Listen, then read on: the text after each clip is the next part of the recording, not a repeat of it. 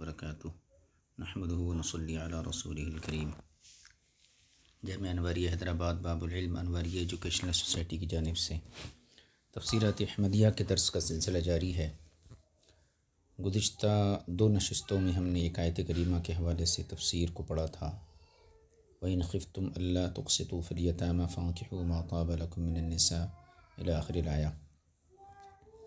اور اسی آیت کے ضمن میں صاحب ترجمہ نے کچھ افادات یہاں ذکر کیے ہیں، ان میں سے آج آخری حصہ ہے اسلام میں 4 شادیوں کی اجازت کیوں ہے، اس کے مسائل گزشتہ نشست میں گزر چکے، اور آج جو ہے 9 نمبر سے ہم سبق پڑھیں گے، اور اس کا عنوان یہ ہے کہ ہمارے آقا و مولا حضرت محمد رسول اللہ صلی اللہ علیہ وسلم کی متعدد ازواج مطہرات ہونے کی چند حکمتیں۔ چونکہ یہ بڑا حساس موضوع ہے اور دور حاضر میں خاص طور پر جب پوری دنیا میں جو ہے بے حیائی اور فحاشی اپنی عروج پر ہے اور انسانی اقدار کو جو ہے بالائے طاق رکھ کر محض آزادی فطرت کا نعرہ لگانے والے بار بار نبی پاک صلی اللہ علیہ وسلم کی سیرت طیبہ کو نشانہ تنقید بناتے ہیں، اس لیے یہ چند باتیں بھی اہل ایمان کے لیے اور امت مسلمہ کے لیے بہت ضروری ہیں۔ دیکھیے اس میں کیا فرمایا گیا ہے۔ صاحب کتاب کہتے ہیں گزشتہ سطور میں گزشتہ جو اوراق گزرے ان میں بیان ہو چکا ہے کہ انبیاء سابقین میں بھی یعنی گزشتہ نبیوں میں بھی بعض ایسے ہوئے جن کی 1 سے زائد بیویاں تھیں، جن پر کسی کو کوئی اعتراض نہیں، جبکہ یہود و نصارہ باضابطہ اپنے کو آسمانی دین کے پیروکار کہتے ہیں اور ایک نبی کی نبوت پر وہ یقین بھی رکھتے ہیں، لیکن اس کے باوجود کسی اور نبی کی ازواج پر یا ان کے تعدد نکاح پر کبھی کوئی حرف زنی نہیں کی جاتی، لیکن سرور کائنات صلی اللہ علیہ وسلم کے ازواج مطہرات کے تعداد کے اوپر نکتہ چینی کی جاتی ہے۔ تو فرماتے ہیں کہ انبیاء سابقین میں بھی بعض ایسے ہوئے ہیں جن کی 1 سے زائد بیویاں تھیں، جن پر کسی کو کوئی اعتراض نہیں، اس لیے غیر مسلموں میں بھی یہ چیز موجود ہے۔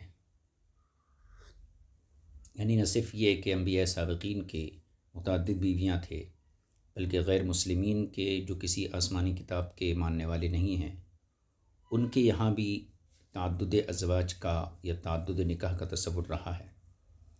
فرماتے ہیں کہ میں اس وقت اس تفصیل میں نہیں جانا چاہتا ہوں کہ ان کی کثرت ازدواج کا کیا سبب یا کیا اسباب تھے، یعنی جن حضرات نے متعدد نکاح کیے تو متعدد نکاحوں کے اسباب کیا تھے، اس سے بحث نہیں ہے، لیکن یہ حقیقت ثابتہ ہے اور یہ حقیقت طے شدہ ہے کہ ان کے ہاں 1 سے زائد بیویاں تھیں۔ غیر مسلم خاص کر مغربی ممالک کے دانشور اگر معترض ہیں، یعنی اگر اعتراض کرتے ہیں، تو حضور ختمی مرتبہ صلی اللہ علیہ وسلم کی 1 سے زائد شادیاں کرنے پر کرتے ہیں۔ اس لیے اس بارے میں چند گزارشات پیش خدمت ہیں۔ پہلی چیز، حضور سرور کائنات صلی اللہ علیہ وسلم کی زندگی کے ابتدائی 25 سال شادی کے بغیر گزرے، یعنی آپ نے جو ہے آغاز شباب سے لے کر 25 سال تک آپ نے کوئی نکاح نہیں فرمایا۔ بالغ ہونے کے بعد عنفوان شباب ہی ایسا دور ہوتا ہے جس میں جوانی کا جوش مجزن ہوتا ہے، پھر اس کے ساتھ ساتھ حسن و جمال بھی موجود ہو، معاشرے میں عزت و وقار بھی ہو، خاندانی سیادت بھی ہو، اور اعلیٰ سے اعلیٰ خاندان کی صاحب حسن و جمال خواتین آپ کی زوجیت میں آنا پسند کرتی ہوں۔ ان تمام اسباب و دواعی کے ہوتے ہوئے، ان تمام اسباب اور ان تمام وجوہات کے ہوتے ہوئے آپ کے زہد و تقوی پر ایک دھبا بھی نہ آنے پائے، ایسی عظیم المرتبہ شخصیت پر نفس پرستی یا شہوت پرستی وغیرہ کا اتہام یعنی الزام کس طرح درست ہو سکتا ہے؟ یہاں پر چند باتیں ذکر کی گئیں۔ حضور سرور کائنات صلی اللہ علیہ وسلم نے 25 سال تک، یعنی بالغ ہونے سے لے کر شباب کے عروج تک ایک دور گزارا اور اس میں آپ کے پاس بھی حسن و جمال کی تمام خوبیاں یا حسن و جمال کے سارے تقاضے اللہ تعالیٰ آپ کی ذات میں جمع کر دیا تھا۔ دوسری چیز، معاشرے میں، عرب کے اس معاشرے میں عزت و وقار بھی اللہ تعالیٰ آپ کو عطا فرمایا۔ تیسری چیز، آپ کا جو خاندان قریش، پھر اس میں بنو ہاشم، یہ اعلیٰ درجے کا خاندان رہا اور بڑی بڑی حسن و جمال کی خواتین آپ کی زوجیت میں آنا پسند بھی کرتی ہوں، لیکن ان تمام اسباب کے باوجود آپ نے بھری جوانی میں زہد و تقوی اس طریقے سے اختیار فرمایا کہ پورے عرب نے، یا پورے کہنا چاہیے پورے ماحول، جس نے آپ کو دیکھا یا آپ کے کردار کو دیکھا، کسی نے بھی آپ کے اس پاکیزہ کردار پر کبھی بھی انگلی نہیں اٹھائی۔ ایسی عظیم المرتبہ شخصیت پر اگر آج کا کوئی بدبخت یا کہنا چاہیے نابینا، جس کی بصیرت پر پردے پڑ چکے ہیں، ایسا شخص اگر سرور کائنات صلی اللہ علیہ وسلم کی ذات پر اور پاکیزہ کردار پر نفس پرستی کا یا اس طریقے کا الزام لگاتا ہے تو یہ کس طرح درست ہو سکتا ہے؟ ایک بات تو یہ۔ دوسری چیز یہ، 25 سال کی عمر شریف کے بعد ایک ایسی خاتون کو عقد میں، نکاح میں لانا جو عمر میں آپ سے 15 سال بڑی تھی۔ آپ کی زوجیت میں آنے سے قبل وہ 2 جگہ شادی کر چکی تھی اور کئی بچوں کی ماں بن چکی تھی اور جوانی کی عمر بسر کر چکی تھی۔ ایسی عورت سے مکمل 25 سالہ زندگی ایسی گزاری ہو جس میں وابستگی اور محبت میں کمی نہ آئی، بلکہ اس عورت کے انتقال کے بعد بھی اس کی یاد کو تازہ رکھا۔ ایسے اولوالعزم انسان پر حسن پرستی کی تہمت کوئی بے وقوف ہی لگا سکتا ہے۔ اس عبارت کا خلاصہ یہ ہے کہ 25 سال کی بھری جوانی میں حسن و جمال جب قدم نبوت پر نچھاور رہا، ایسی عمر میں آپ نے ایک ایسی خاتون سے نکاح فرمایا جو آپ سے عمر کے اعتبار سے 15 سال بڑی تھی، یعنی خدیجۃ الکبریٰ، اور آپ کی زوجیت آپ کے نکاح میں آنے سے پہلے 2 جگہ ان کی شادی ہو چکی تھی اور وہ بچوں کی ماں بھی بن چکی تھیں، اور جوانی کی جو بہار ہوتی ہے عمر کے اعتبار سے وہ ان کی گزر چکی تھی۔ ایسی عورت سے جو دوہری بیوہ ہو اور بچوں کی ماں بھی ہو، ایک 25 سال کا جوان جس کی زندگی اور جس کا کردار انتہائی پاکیزہ ہو، اعلیٰ شریف خاندان سے تعلق ہو اور نبوت و رسالت کی جس پر تکمیل کی گئی ہو، تو ایسی خاتون سے نکاح کرنا، اور نہ صرف 1-2 سال نہیں بلکہ 25 سال تک اسی خاتون کو اپنی زوجیت میں رکھنا اور آخری سانس تک محبت اور الفت کے ماحول کو قائم کرنا، بلکہ حضرت خدیجۃ الکبریٰ کے انتقال کے بعد بھی بار بار ان کی یاد کو تازہ کرنا، ایسے اولوالعزم رسول یا ایسی اولوالعزم ہستی کے اوپر حسن پرستی کی تہمت کوئی بے وقوف ہی لگا سکتا ہے۔ آگے دیکھیے، 50 کی عمر شریف ہو جانے پر، یعنی جب آپ کی عمر مبارک 50 سال ہو گئی، 25 سال میں آپ نے پہلا نکاح کیا اور حضرت خدیجۃ الکبریٰ کے ساتھ آپ نے 25 سال گزارے، گویا کہ پوری آپ کی جوانی جو ہے حضرت خدیجۃ الکبریٰ کی رفاقت میں گزری۔ جب آپ کی عمر 50 سال ہوئی، جب متعدد بیویوں کا معاملہ سامنے آتا ہے، یعنی عمر کا یہ حصہ ایسا ہوتا ہے جس سے بڑھاپے کی ابتدا ہو جاتی ہے۔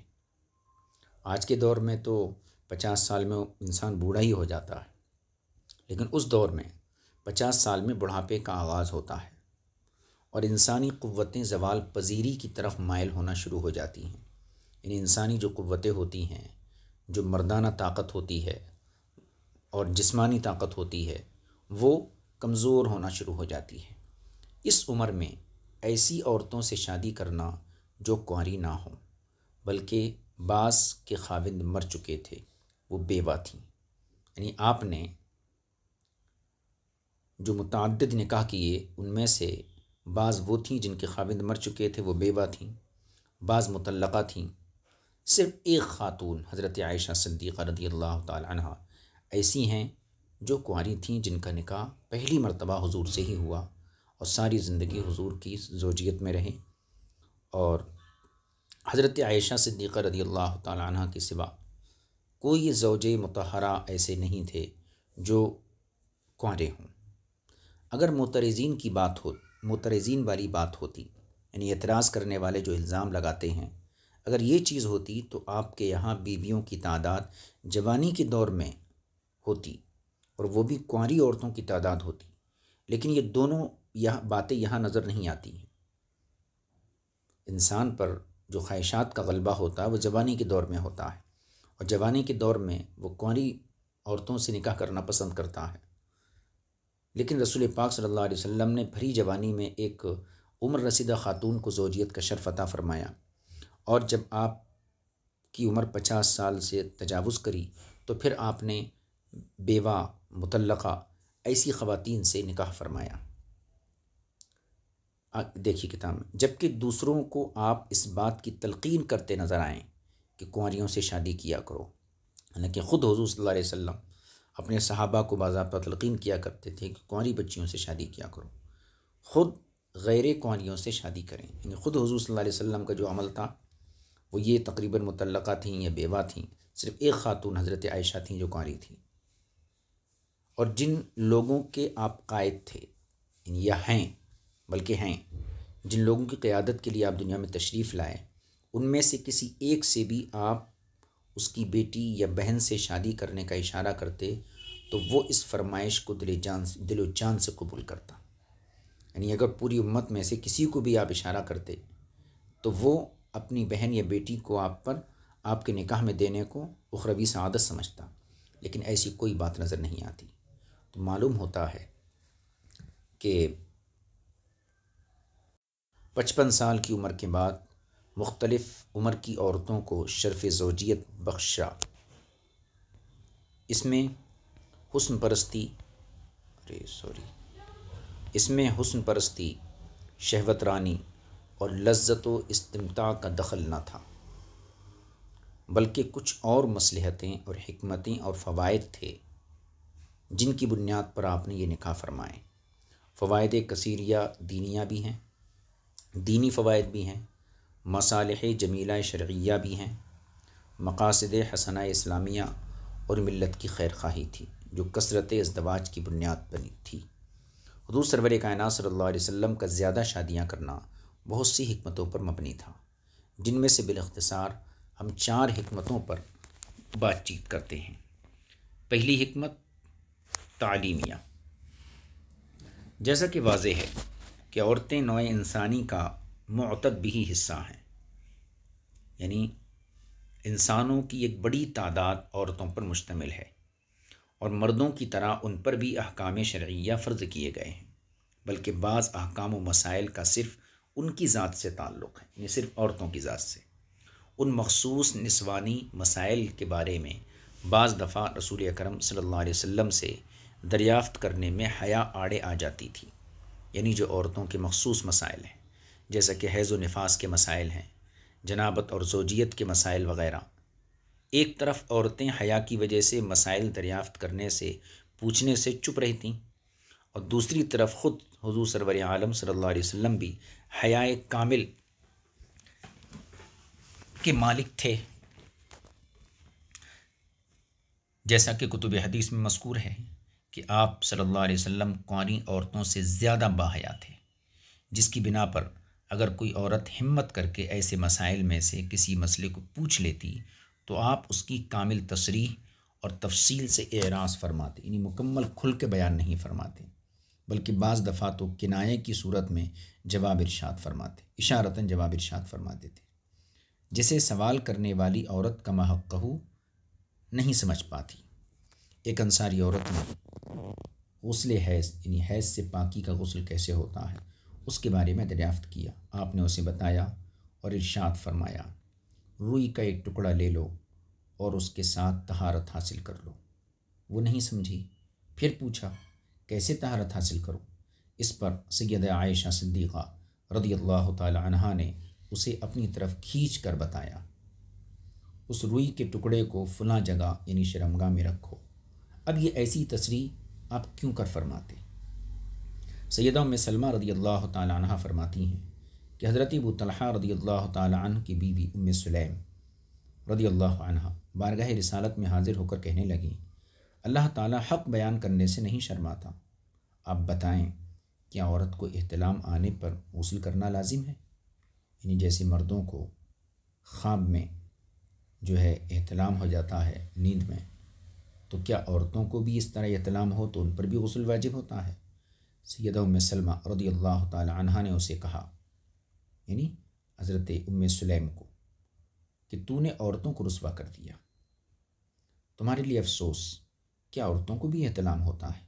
اس پر نبی کریم صلی اللہ علیہ وسلم نے ارشاد فرمایا، اگر تمہارا خیال درست ہے تو پھر اولاد اپنی ماں کے مشابہ کیوں ہوتی ہے؟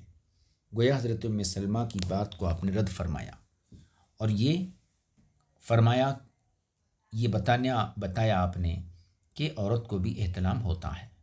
عورتوں کی حیا اور اپنی حیا کے ساتھ تبلیغ احکام کی ذمہ داریوں کو نبھانے کے لیے ضرورت تھی کہ ایسی عورتیں تیار کی جاتیں جن سے عورتیں اپنے مخصوص مسائل کے بارے میں کھل کر بات چیت کر سکیں، تو آپ نے اس ضرورت کے پیش نظر بعض عورتوں سے شادی کی اور انہیں عورتوں کا معلم یعنی استاذ بنایا تاکہ وہ دیگر خواتین کو دین سکھائیں۔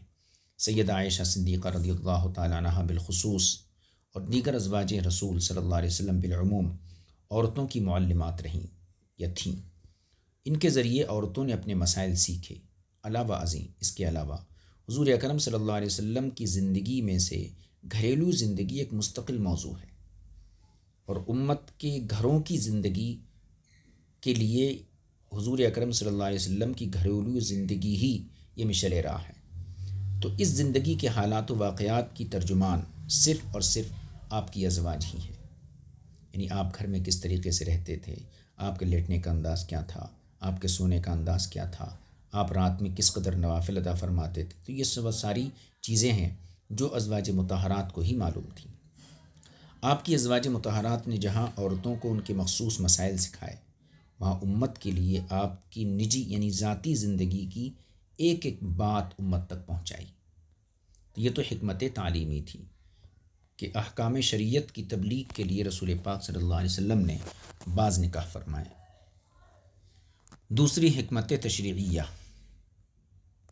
آپ نے اس طریقے سے دور جاہلیت کی بعض بری عادتوں کو ختم کیا۔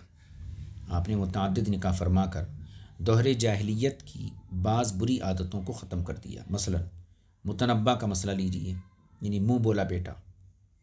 اسلام سے پہلے پورے عرب میں لوگوں کا یہ موقف، یہ نظریہ چلا آ رہا تھا کہ وہ جب کسی کے بیٹے کو اپنا بیٹا بناتے اسے اپنے صلبی بیٹے کی طرح سمجھتے تھے، یعنی اپنے سگے بیٹے کی طرح، اور تمام احوال میں اس کے ساتھ صلبی بیٹے کا سا ہی سلوک کرتے تھے، جیسے حقیقی بیٹے کے ساتھ سلوک کیا جاتا ہے۔ جیسے پردے کا معاملہ ہے، وراثت کا معاملہ ہے، طلاق کا معاملہ ہے، تو سارے معاملات سگے بیٹے کی طرح کیا کرتے تھے۔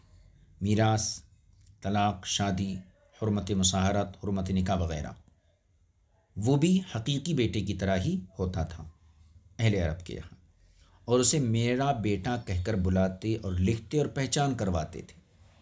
اسلام انہیں اس غلط موقف پر برقرار نہیں رکھنا چاہتا تھا۔ حضور اکرم صلی اللہ علیہ وسلم نے بھی ایک شخص کو اپنا منہ بولا بیٹا بنایا جن کا نام زید تھا، حضرت زید بن حارثہ۔ لوگ اپنی عادت کے مطابق اسے زید بن محمد کہہ کر بلاتے تھے۔ قرآن کریم نے حکم دیا، ادعوہم لآبائہم هو اقسط عند اللہ، منہ بولے بیٹوں کو ان کے باپ کے نام کے ساتھ بلاؤ، یہ بات اللہ تعالیٰ کے نزدیک نہایت عدل و انصاف والی ہے۔ اس پر حضور اکرم صلی اللہ علیہ وسلم نے اسے زید بن حارثہ کہا۔ پھر ان کی اپنی بیوی یعنی زید بن حارثہ کی بیوی حضرت زینب بنت جحش، جو حضور اکرم صلی اللہ علیہ وسلم کی پھوپھی ذات تھیں، تو زینب بنت جحش سے کچھ عرصہ گزرنے کے بعد ناچاکی ہوئی اور طلاق ہو گئی، یعنی زید بن حارثہ کا نکاح زینب بنت جحش سے ہوا، کچھ دن ساتھ میں رہے، اس کے بعد اختلاف ہو گیا اور طلاق ہو گئی۔ اللہ تبارک و تعالیٰ نے حضور اکرم صلی اللہ علیہ وسلم کو حکم دیا کہ آپ زینب کو اپنے عقد میں لے لیں، جس میں یہ راز تھا کہ دور جاہلیت کی رسم کو ختم کرنا تھا۔ آپ نے شادی کی اور اس طرح متنبع کے مسئلے میں عملی طور پر حکم تشریعی لوگوں کو مل گیا۔ اس شادی کا مقصد خود قرآن کریم نے بیان فرمایا، لِكَيْ لَا يَكُونَ عَلَى الْمُؤْمِنِينَ حَرَجٌ فِي أَزْوَاجِ أَدْعِيَائِهِمْ إِذَا قَضَوْا مِنْهُنَّ وَطَرًا، یعنی مسلمانوں پر کوئی حرج نہیں ہے کہ جب وہ اپنے منہ بولے بیٹوں کی بیویوں سے نکاح کر لیں، جب کہ وہ ان سے یعنی کہ اذا قضوا منہن وطرا، جب کہ ان کے منہ بولے بیٹے ان بیویوں سے اپنی ضرورت پوری کر چکے۔ مطلب یہ ہے کہ جب وہ طلاق ہو جائیں ان کی، یا پھر منہ بولے بیٹے کا انتقال ہو جائے مثلاً، تو پھر جو ذمہ دار ہیں وہ ان بیویوں سے نکاح کر سکتے ہیں۔ مطلب یہ ہے جیسے سگے بیٹے کی بیوی حرام ہوتی ہے، تو منہ بولے بیٹے کی بیوی کا یہ حکم نہیں ہے۔ تو اس طریقے سے آپ نے ایسا نکاح کیا، تو یہ تشریعی ایک شرعی حکم کو ظاہر کیا گیا۔ فرماتے ہیں یہی سیدہ زینب یعنی زینب بنت جہش رضی اللہ تعالیٰ عنہ اور دیگر ازواج مطہرات پر فخر کیا کرتی، تو کہا کرتی تھی کہ تمہاری شادی تمہارے اولیاء نے کی اور میری شادی آسمان والے نے کی۔ یعنی سیدہ زینب رضی اللہ تعالیٰ عنہ دوسری ازواج مطہرات کے سامنے بطور فخر کہا کرتی تھی کہ تمہاری شادیاں تمہارے سرپرستوں نے کی ہیں اور میری شادی جو ہے اللہ رب العزت نے کی ہے۔ تیسری حکمت اجتماعیہ کیا ہوتا ہے؟ شادی کے ذریعے مختلف قبائل کے درمیان اتحاد اور اتفاق قائم کرنا۔ جب دو خاندانوں کے بچے اور بچیوں کے درمیان رشتہ ہوتا ہے تو گویا کہ یہ صرف بچہ بچی کا ملن نہیں ہے، میاں بیوی کا ملن نہیں، بلکہ دو خاندانوں کا باہم ربط اور تعلق قائم ہوتا ہے۔ حضور اکرم صلی اللہ علیہ وسلم نے صدیق اکبر عمر بن خطاب رضی اللہ تعالیٰ عنہما کی صاحبزادیوں کو اپنے عقد میں لیا۔ پھر آپ نے قریش کے ساتھ جو سسرالی اور نسبی رشتہ دار تھے ان میں سے چند ایک عورتوں کو اپنی زوجیت کا شرم بخشا۔ ابو بکر صدیق رضی اللہ تعالیٰ عنہ کی قربانیوں کا دنیا میں صلہ دیا جانا مشکل تھا، ان کے بدلے میں آپ نے ان کی صاحبزادی اپنے عقد میں لے لی، جس کی وجہ سے حضرت ابو بکر صدیق رضی اللہ تعالیٰ عنہ کی آنکھیں ٹھنڈی ہو گئیں اور دونوں کے درمیان قرابت سسرالی و دامادی قائم ہو گئی۔ اسی طرح آپ نے حضرت سیدہ حفصہ بنت عمر فاروق سے عقد کر کے انہیں بھی قلب سکون کے ساتھ ساتھ وہی سسرالی اور دامادی کی قربت سے بہرہ ور فرمایا۔ اس کے برعکس حضرت عثمان غنی رضی اللہ تعالیٰ عنہ کو اپنی دو صاحبزادیاں یکے بعد دیگرے عقد میں دیں، اس طرح اجتماعیت پیدا ہو گئی۔ چوتھی حکمت سیاسیہ، بعض عورتوں کو آپ نے تالیف قلب کے لیے زوجیت میں لیا اور مختلف قبائل کی جمعیت کا سبب بنایا۔ یعنی بعض خواتین ایسی ہیں جن سے آپ نے اس لیے نکاح کیا تاکہ دو قبیلوں کے درمیان الفت کا ماحول بنے اور مختلف قبائل ایک جگہ متحد ہو جائیں، کیونکہ جب کسی قبیلے یا خاندان سے کوئی شادی کر لیتا ہے تو وہ دونوں میں قرابت رشتہ داری پیدا ہو جاتی ہے، اور یہ قرابت پھر باہم نصرت و حمایت کا موجب بنتی ہے، یعنی ایک دوسرے کی مدد کرنے کا سبب بنتی ہے۔ سیدہ جویریہ رضی اللہ تعالیٰ عنہ کو دیکھیں، وہ بنو مستلق کے سردار کی صاحبزادی تھیں۔ ان کی قوم کے بہت سے افراد ان کے سمیت قیدی ہوئے، وہ خود بھی قیدی بنی اور ان کی قوم کے بہت سے افراد جو ہے قیدی ہوئے۔ آپ کی ان سے شادی کرنے پر ان کے رشتہ دار قید سے بلا معاوضہ آزاد کر دیے گئے۔ اس سخاوت اور بلند ہمتی کو دیکھ کر بنو مستلق مسلمان ہو گئے۔ اسی طرح سیدہ صفیہ بنت حی بن اخطب رضی اللہ عنہا کا معاملہ ہے۔ ان کے خاوند کے قتل ہو جانے کے بعد غزوہ خیبر میں یہ قیدی بن گئے، یعنی حضرت صفیہ یہ قیدی ہو گئیں اور کسی صحابی کے حصے میں آ گئیں۔ صحابہ اکرام نے مشورہ کیا کہ یہ عورت بنو قریظہ میں اعلیٰ سیادت کی حامل ہے، یعنی قبیلہ بنو قریظہ میں سرداری کے منصب کی حامل ہے، تو اسے تو حضور اکرم صلی اللہ علیہ وسلم کی زوجیت میں ہونا چاہیے، کیونکہ یہ اعلیٰ قبیلے سے تعلق ہے۔ اور اعلیٰ منصب والی خاتون ہیں، لہذا ان کو تو حضور اکرم صلی اللہ علیہ وسلم کے نکاح میں ہونا چاہیے۔ مختصر یہ کہ آپ نے اس کی آزادی کے بعد اسے اپنی بیوی بنا لیا، یعنی حضرت صفیہ کو آزاد کرنے کے بعد اپنی زوجیت میں لے لیا۔ سیدہ ام حبیبہ رضی اللہ تعالیٰ عنہ، جن کا نام رملہ تھا، یہ ابو سفیان کی بیٹی ہیں۔ خاوند فوت ہونے کے بعد حضور اکرم صلی اللہ علیہ وسلم نے نجاشی کو پیغام بھجوایا کہ اس کی میرے ساتھ شادی کر دو۔ جب ابو سفیان کو اس شادی کا علم ہوا تو کوئی اعتراض نہیں کیا۔ اس وقت ابو سفیان ابھی اسلام نہیں لائے تھے، فتح مکہ کے بعد میں مسلمان ہوئے، جس کا سبب یہی شادی بنی۔ اس طرح بکھرے قبائل کو آپ نے نکاح کے ذریعے اجتماعیت بخشی۔ واللہ عالم بالصواب۔ یہ مترجم کی طرف سے کچھ افادات تھے، اس کو جو ہے پیش کر دیا گیا۔ اب آئندہ جو مسئلہ ہے، مسئلہ نمبر 54، یعنی بیویوں کا حق مہر ادا کرنا اور عورت کا خاوند کو ہبہ کرنا، اس کو انشاءاللہ آئندہ نشست میں حاضر خدمت کیا جائے گا۔ آج کے سبق کو یہیں پر ہم موقوف کرتے ہیں، لیکن ایک بات کہنا یہاں بھی ضروری سمجھتا ہوں۔ گزشتہ سبق میں جو ایک بحث آئی تھی کہ اسلام میں ایک سے زائد شادیوں کی اجازت ہے، اس سلسلے میں وہاں بتایا گیا تھا کہ انسانی فطرت اسی بات کا تقاضا کرتی ہے کہ ایک مرد کو استطاعت کی شرط کے ساتھ متعدد نکاحوں کی اجازت ہونی چاہیے، لیکن مغرب کی طرف سے بالخصوص، اور اب تو پتھروں کے پجاری بھی اسی قسم کی آوازیں کسنا شروع کر دیے ہیں، تعدد ازواج کو جو ہے مسئلہ بنائے ہوئے ہیں۔ حالانکہ اگر غور کیا جائے تو اسلام کا یہ قانون فطرت کے عین مطابق ہے۔ دیکھیے کچھ باتیں وہاں ذکر کی گئی تھیں۔ نکاح کا مقصد کیا ہے؟ بے حیائی کا خاتمہ، اولاد کا حصول۔ تو دنیا میں پیدائش کے لحاظ سے اگر تناسب دیکھا جائے تو بچیوں کی پیدائش زیادہ ہوتی ہے، بچوں کی پیدائش کم ہوتی ہے، ایک مقدمہ۔ دوسری چیز، بیماریوں کے اعتبار سے دیکھا جائے تو عموماً مرد کے اندر بیماری برداشت کرنے کی قوت کم ہوتی ہے، عورت کے اندر بیماری برداشت کرنے کی قوت زیادہ ہوتی ہے۔ تیسری چیز، موتوں کا تناسب دیکھا جائے تو مرد عورتوں سے آگے ہیں، یعنی اکثر ایسا ہوتا ہے کہ عورت زندہ رہتی ہے اور شوہر فوت ہو جاتا ہے۔ 3 مقدمے ہو گئے۔ تیسرا مقدمہ، جو مختلف ممالک میں جنگیں ہوتی ہیں اور دشمن سے جو لوگ لڑتے ہیں وہ تقریباً مرد ہوتے ہیں، وہاں بھی مرنے والوں کی تعداد مردوں کی زیادہ ہے۔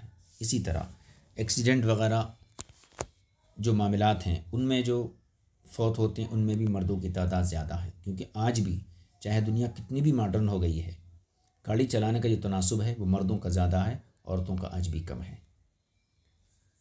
تو اس طریقے سے دیکھا جائے تو پیدائش عورتوں کی زیادہ ہے، ٹھیک ہے، بیماری برداشت کرنے کی قوت عورتوں میں زیادہ ہے۔ دوسری طرف مردوں کی پیدائش کم ہے اور مردوں کے مرنے کا تناسب زیادہ ہے، عورتوں کے مرنے کا تناسب کم ہے۔ اگر ایک مرد کے لیے ایک ہی عورت کو لازم قرار دے دیا جائے تو اس کا مطلب کیا ہوگا؟ اس کا مطلب یہ ہوگا کہ بہت ساری عورتیں ایسی رہیں گی جو نکاح نہیں کر پائیں گی۔ اب ظاہر سی بات ہے، جب نکاح نہیں کر پائیں گے تو پھر بدکاری ہوگی، زنا ہوگا، اور اسلام اسی چیز کا خاتمہ کرتا ہے۔ کوئی کیا فرمایا گیا حدیث پاک کے اندر کہ نکاح جو ہے اغض للبصر و احسن للفرج۔ حضور نے ارشاد فرمایا یا معاشر الشباب، اے جوانوں نکاح کرو، من استطاع منکم الباءۃ فلیتزوج، جو استطاعت رکھتا ہے نان نفقے کی اور حقوق زوجیت ادا کرنے کی تو اسے چاہیے کہ نکاح کرے، کیونکہ یہ نکاح آنکھوں کے لیے حفاظت کا ذریعہ ہے اور احسن للفرج اور شرمگاہ کی حفاظت کا ذریعہ ہے۔ اس سے ہٹ کے ذرا دیکھیں اس کو اور غور کریں اس پر. دیکھیے لوگ، مرد کی فطرت بھی یہی ہے.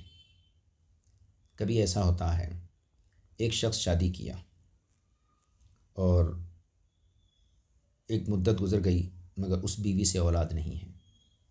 اب نکاح کا مقصد تو اولاد ہے، اولاد نہیں ہے، تو اگر اس کو یہ پابند کر دیا جائے کہ ایک سے زائد نکاح نہیں کر سکتا تو پھر اس کی نسل کا خاتمہ. اور اگر یہ گنجائش رکھی جائے کہ ہاں بھائی تمہیں دوسری شادی کرنے کی اجازت ہے تو پھر نسل کی بقا رہتی ہے. دوسری چیز، تیسری چیز بلکہ یہ ہے کہ فرض کر لیجئے ایک شخص ایک عورت سے نکاح کر لیا، عورت کو کوئی ایسا عارضہ لاحق ہو گیا کہ جس کی وجہ سے مرد اس کے ساتھ صحبت نہیں کر سکتا ہے. اب وہ کیا کرے؟ اگر اس کو پابند کر دیا جائے ایک سے زیادہ نکاح نہیں کر سکتے تو اب وہ اپنی خواہش کی تکمیل کیسے کرے گا؟ یا تو حرام طریقہ اختیار کرے گا، کیونکہ حلال طریقہ تو یہ ہے کہ دوسری شادی کر لے، اور دوسرے نکاح کے اوپر لوگ شور شرابہ کرتے ہیں تو وہ حرام طریقہ اختیار کرے گا. اس لحاظ سے بھی دیکھا جائے تو ایک مرد کو ایک پر پابند کرنا یہ مناسب نہیں ہے. اور ایک جہت سے دیکھیے، جب عورتوں کی تعداد زیادہ ہے اور مردوں کی تعداد کم ہے، مرنے میں مردوں کی تعداد زیادہ ہے، عورتوں کی تعداد کم ہے، تو دوسری اور تیسری چیز، کفالت کی ذمہ داری اسلام نے مردوں کے اوپر رکھی اور فطرت بھی یہی چاہتی ہے کہ عورت جتنی نرم و نازک ہو اسی قدر اپنے شوہر کے لیے جو ہے کشش کا باعث ہوتی ہے. تو اگر ایک نکاح پر اگر مقید کر دیا جائے اور ایک نکاح کا پابند کر دیا تو اس کی ایک خرابی اور ہے، اور مقید نہ کیا جائے تو اس کا ایک فائدہ ہے. بہت سی بیوائیں ہوتی ہیں جن کا کوئی سہارا نہیں ہوتا ہے. اب ہر شخص کے پاس اپنی اپنی بیوی ہے اور کوئی اس سے نکاح نہیں کرتا کیونکہ یہ قانون بنا دیا گیا کہ اس سے نکاح نہیں کر سکتے ہیں، تو پھر اس کا سہارا کون ہوگا؟ اسلام نے اس بیوہ کا بھی خیال رکھا کہ اگر کوئی شخص اور ایک شادی کر لے تو کم از کم ایک بیوہ کو سہارا ملے گا، اسے گھر ملے گا، اس کے لیے چھت ملے گی، اور اس کی عزت و آبرو کی حفاظت کرنے کے لیے اس کو ایک شوہر ملے گا. اور ایک جیسے دیکھیں اس کو کہ اگر مان لیجئے کوئی بیوہ نہیں ہے بلکہ کنواری ہے، اور اس کو اگر کسی شخص نے، شادی شدہ نے، دوسرا نکاح کے طور پر اس کو اپنے عقد میں لیا تو کم از کم ایک مرد کی ذمہ داری کے تحت 2 عورتیں آ جائیں گی یا 3 عورتیں آ جائیں گی. تو نکاح کے ذریعے محض خواہش نفسی ہی نہیں ہے بلکہ یہ بھی ہے کہ عورتوں کی کفالت کی ذمہ داری ادا کی جائے. اب چونکہ اسلام میں کفالت کی ذمہ داری مرد کے کاندھوں پر ہے، عورت کی ذمہ نہیں ہے، اس لیے ان تمام چیزوں کو مد نظر رکھتے ہوئے یہی معلوم ہوتا ہے کہ اسلام نے جو قانون رکھا ہے، جو اجازت دی ہے، وہی عین فطرت ہے. اور دوسری بات یہ کہ اسلام کی جو اجازت ہے یہ وجوبی طور پر نہیں ہے. لوگ اتنا شور کرتے ہیں، مسلمانوں میں 5% بھی مسلمان نہیں ہیں جو ایک سے زائد شادیاں کرتے ہوں، اور حالات دور حاضر میں مہنگائی اپنے عروج پر ہے، تعلیم و تربیت کے اخراجات ہیں، اسکول وغیرہ کے مسائل ہیں. ان مسائل میں انسان جو ہے اس سے اعتراض کرتا ہے. تو مسلمان کروڑوں کی آبادی میں 5% مسلمان نہیں ہیں جو کہ ایک سے زائد نکاح کرتے ہیں، اس کے باوجود اتنا شور کیا جاتا ہے، حالانکہ نہیں کرنا چاہیے. اور یہ کہ شریعت نے اس کو واجب قرار نہیں دیا کہ ہر مسلمان ایک سے زائد نکاح کرے، بلکہ اس کو مباح قرار دیا ہے، اس کو مباح قرار دیا ہے. ان شرائط کو جو گزشتہ ہم نے پڑھے ہیں ان شرائط پر غور کر لیجئے کہ عدل قائم کرنا، انصاف قائم کرنا، تو یہ تمام چیزیں بہت کم لوگوں کے اندر موجود ہوتی ہیں. جو شرائط اسلام نے تعدد ازواج کے لیے رکھے ہیں وہ شرائط انتہائی سخت شرائط ہیں، اور جو ان شرائط پر اپنے کو اتار سکتا ہے اسی کو اس کی اجازت ہوگی، اور اگر نہیں فواحدۃ تو ایک بیوی. تو اسلام نے کتنا پاکیزہ اور صاف ستھرا قانون جو ہے انسانوں کو عطا فرمایا ہے. لیکن چونکہ جو لوگ اپنی عقل سے ہی سوچتے ہیں اور نور نبوت سے انہیں کوئی رہنمائی نہیں ملتی ہے یا آفتاب نبوت سے انہیں کوئی کرن نہیں ملتی ہے، تو ظاہر سی بات ہے عقل کے راستے حکام الہیہ کو سمجھا نہیں جا سکتا. اگر عقل ہی کافی ہوتی تو انبیاء و مرسلین کی بعثت کی کوئی ضرورت نہیں ہوتی. خود انسان اپنے مسائل کا حل کرنے کے لیے عقل کا تو محتاج ہے، لیکن عقل کے ساتھ ساتھ وحی النبوت کا بھی محتاج ہے. تو جب تک نور نبوت سے فیض نہیں ملتا ہے، جب تک انسان شریعت کے مسائل کو نہیں سمجھ سکتا ہے. ایک عالم دین ہے جن کا نام ہے شاہ ولی اللہ محدث دہلوی، انہوں نے ایک بہت ہی عمدہ کتاب لکھی ہے اس سلسلے میں، اور اس میں آپ نے بیان فرمایا ہے کہ جیسے چھوٹا بچہ ہے، اس کی جو عقل ہوتی ہے کہ ماں اس کی بھلائی کے لیے اس کو دوا پلاتی ہے، دودھ دیتی ہے، تو بچہ روتا ہے، چیختا ہے، چلاتا ہے، تو فرماتے ہیں کہ شرعی احکام کے سامنے دنیا کے دانشوروں کی عقل اس بچے سے بھی زیادہ کمزور ہے، اس بچے سے بھی زیادہ کمزور ہے جو اپنے نفع و ضرر کو نہیں سمجھ سکتا ہے۔ شرعی احکام کو جاننے کے لیے نور نبوت کی روشنی ہی ضروری ہے۔ اس لیے ہمارا یقین ہے اور تمام امت مسلمہ کا یقین ہے کہ اسلام نے جو بھی حکم دیا ہے وہ عین فطرت ہے، اللہ رب العزت کا نازل کردہ حکم ہے، لہذا اس پر کسی قسم کی نکتہ چینی کی گنجائش ہرگز نہیں۔ اللہ تعالی ہم سب کو اسلام کو صحیح طور پر سمجھنے کی توفیق عطا فرمائے۔ صلی اللہ علیہ نبی الکریم وآلہ وصحبہ اجمعین والحمد للہ رب العالمین۔ السلام علیکم ورحمۃ اللہ وبرکاتہ۔